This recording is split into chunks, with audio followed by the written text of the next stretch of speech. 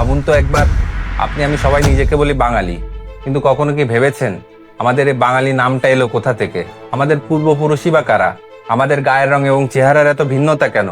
যেখানে ইউরোপের বিভিন্ন দেশ এবং এশিয়ায় চায়না, জাপান এবং কোরিয়ানদের গায়ের রং এবং চেহারার এত মিল, আমরা কি কোনো এক জাতি নাকি বিভিন্ন জাতির মিশ্রণ? যদি মিশ্রণ হয়ে থাকে তাহলে আমাদের পূর্বপুরুষ কোথা থেকে এসেছে?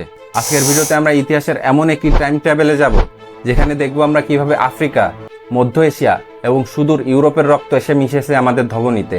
চলুন আজকের ভিডিওতে আমরা বাঙালির আসল পরিচয় খুঁজে বের করি।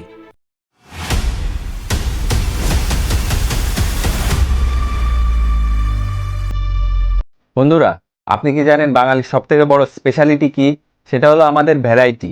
আপনি যদি দক্ষিণ এশিয়ায় যান, সেখানে দেখবেন মানুষের শারীরিক গঠন প্রায় একই রকম। আপনি যদি ইউরোপেও যান, সেখানেও মিল খুঁজে পাবেন।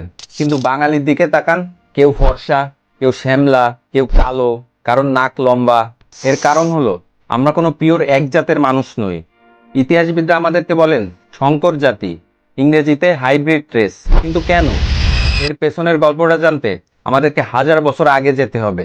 গল্পটা শুরু হয় আজ থেকে প্রায় 1000 বছর আগে, যখন এই অঞ্চলে বাংলা নামের কোনো ভূখণ্ডই ছিল না। তখন এই অঞ্চলে বাস করত অস্ট্রিক এবং নিগ্রোটো নামের দুই গোষ্ঠীর মানুষ। এরা ছিল মূলত ছোটখাটো গঠনের এবং কালো বর্ণের। এদের মধ্যে নিগ্রোটোরাই সব থেকে প্রাচীন জনগোষ্ঠী। বর্তমানে এই জাতির বংশধররা বাংলায় নেই বললেই চলে। তবে গবেষকদের মতে বাংলাদেশ ও আশেপাশের বিভিন্ন দ্বীপপুঞ্জে এদেরকে দেখা যায়। এরা জঙ্গলে যাযাবর জীবনযাপন করত। তাছাড়া তারা ছিল মূলত শিকারী এবং ফলমূল সংগ্রহকারী, কারণ তারা কৃষিকাজ জানতো না, তাই বন্য পশু পাখি শিকার করেই জীবনযাপন চালাতো। নিগ্রোটোদের পর দক্ষিণ পূর্ব এশিয়া থেকে অস্ট্রিকরা এই অঞ্চলে আসে। এই অঞ্চলে আসার পর তারা স্থায়ীভাবে বসবাস করতে শুরু করে এবং গ্রামভিত্তিক সমাজ ব্যবস্থার প্রচলন সর্বপ্রথম এরাই শুরু করে এবং এরাই সর্বপ্রথম বাংলার জমিনে ধান চাষ শুরু করে। এছাড়া কলা, সুপারি, পান এবং নারকেল চাষের পদ্ধতি তাদের হাত ধরেই আসে। তাছাড়া তারা তুলা থেকে সুতা কেটে কাপড় বুনতে জানতো। বাঁশ এবং কাঠের সাহায্যে ঘর তৈরির কৌশলে তারা ছিল অত্যন্ত দক্ষ।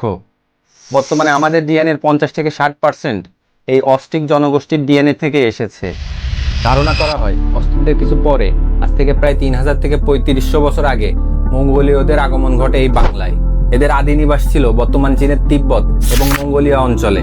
এখান থেকে তারা খাদ্যের অভাবে বা যুদ্ধের কারণে তারা বাংলায় প্রবেশ করে, কেননা বাংলার উর্বর ভূমি এবং নদীমাতৃক আবহাওয়া তাদের জীবনধারার জন্য খুবই উপযোগী ছিল। মঙ্গোলীয়রা তীব্র শীত ও রুক্ষ পাহাড় থেকে বাঁচার জন্য তারা দক্ষিণ দিকের উষ্ণ অঞ্চলে আসতে থাকে।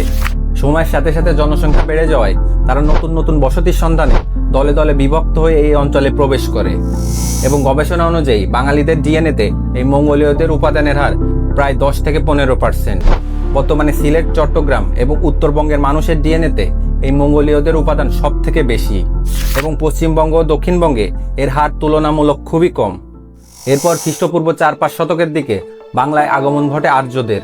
আর্যরা মূলত কোনো একক গোষ্ঠী নয়, বরং এটি একটি ভাষাভিত্তিক গোষ্ঠী যারা ইন্দো ইউরোপীয় ভাষায় কথা বলতো। অধিকাংশ ঐতিহাসিকদের মতে এদের আদি নিবাস ছিল রাশিয়ার দক্ষিণ অঞ্চলে।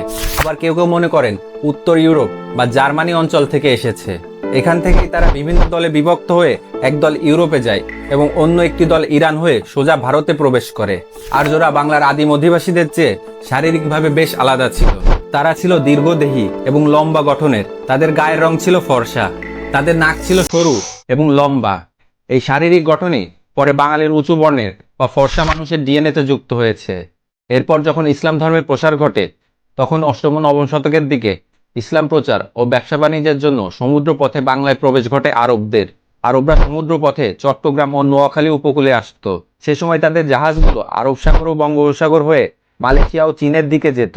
পথে তারা বাংলার বন্দরগুলোতে যাত্রা বিরতি করত। পরবর্তীতে অনেক আরব বণিক চট্টগ্রাম উপকূলে বসতি স্থাপন করেন এবং স্থানীয় নারীদেরকে বিয়ে করেন, যার ফলে বর্তমান বাংলার মানুষের ডিএনএতে আরবীয়দের ডিএনএর মিল পাওয়া যায় এবং অনেক বাঙালি শারীরিক গঠন ও বর্ণ আরবীয়দের মতো হয়ে থাকে। তো বন্ধুরা, আজকের ভিডিওতে আমরা জানলাম যে এই যে আমরা বলি আমি খাঁটি বাঙালি, কিন্তু আসলে জেনেটিক্যালি কিন্তু আমরা কেউই খাঁটি নই। আর এটাই হচ্ছে সবথেকে বড় সত্য। সো আমরা কিন্তু কোনো একক জাতি নই। আমাদের আসল পরিচয় লুকিয়ে আছে আমাদের ইতিহাসে। ভিডিওটিকে ইনফরমেটিভ মনে হলে শেয়ার করুন এবং চ্যানেলটিকে সাবস্ক্রাইব করুন। আর আপনি বাঙালির এই সংকর ইতিহাস নিয়ে কি ভাবছেন নিচেই কমেন্ট করে জানান। দেখা হচ্ছে পরের ভিডিওতে। সবাইকে আল্লাহ হাফেজ।